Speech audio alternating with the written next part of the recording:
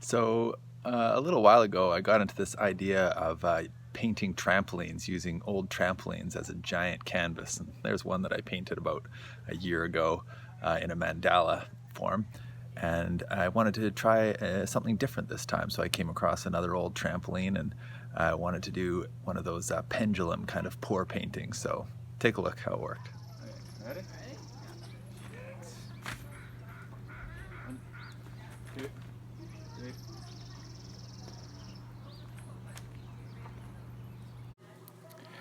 So all I did was drill a hole in the bottom of the paint can and then hung it off a long string out of a tree that was in our backyard.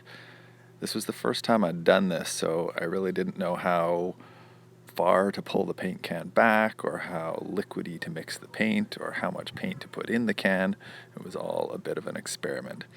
I put a cover over the center of the painting because I had something painted on the center that I wanted to keep because I had started this one as a mandala and I thought that I would do the drip painting around it. So as this slows down, then I have to grab it without spilling too much paint.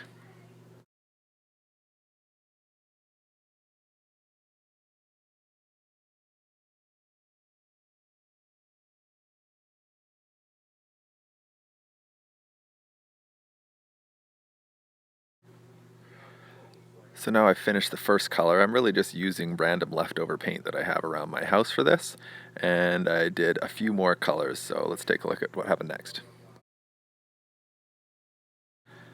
The next color I did was red, which I had mixed a little bit gloopier. It was an old paint that I had, so the lines weren't quite as clean as the sort of purple that I had done before, but still looks cool.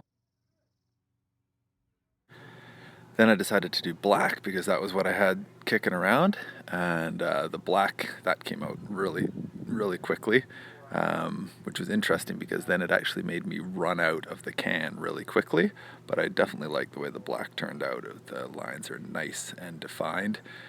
So again, now I have a little bin in my hand, so I want to actually catch the can of paint in mid-stride so that it doesn't drip anywhere on it. So as it comes back over, I'm going to catch it here.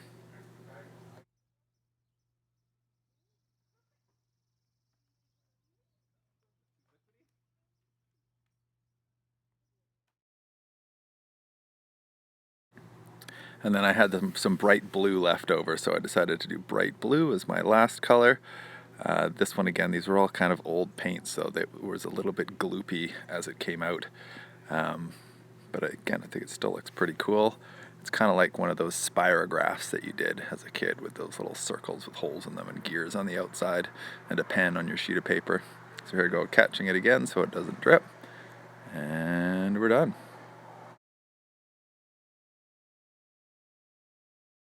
You can see the finished product. You can see the centerpiece, that was the mandala part that I had started, and I put a nice black border around the whole thing and then a black border around the center as well, which really kind of finished it off. And there you can see how all the kind of lines are intersecting, and you can see how some of them are really strong and some of them are a bit drippy. That was sort of had to do with the consistency of the paint that I used. I'll know better for next time, but ultimately I think it turned out really neat, and it was a cool little experiment in painting. On to the next one.